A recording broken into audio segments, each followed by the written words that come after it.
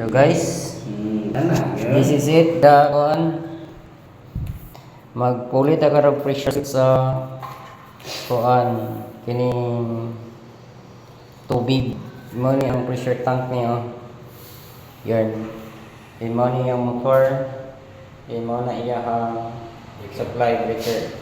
Gikan breaker paingon diri mo ni siya nga kini nga saya na flexible kini paingon sa iyang mikachog nga kini dayon diha tama yellow din.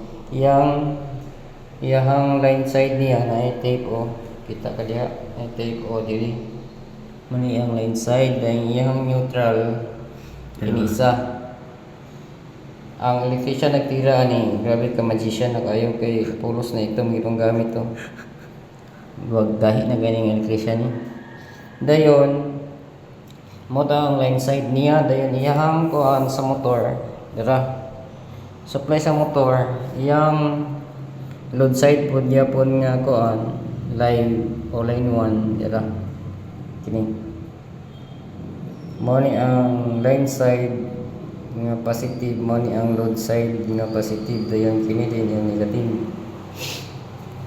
So magpuli ta karon pulihan na to na pero 20 engage niya PSI so dapat puli na to dani energize na to ani mo dagan ni siya 40 dayon stable niya 20 siguro hindi ata na-testingan mani issue karon og gakuan niyo wa siya stop mas kiniabot na siya sa iyang kuan nga grabe dagong tubig okay bira bye bye to sa ni pulihan.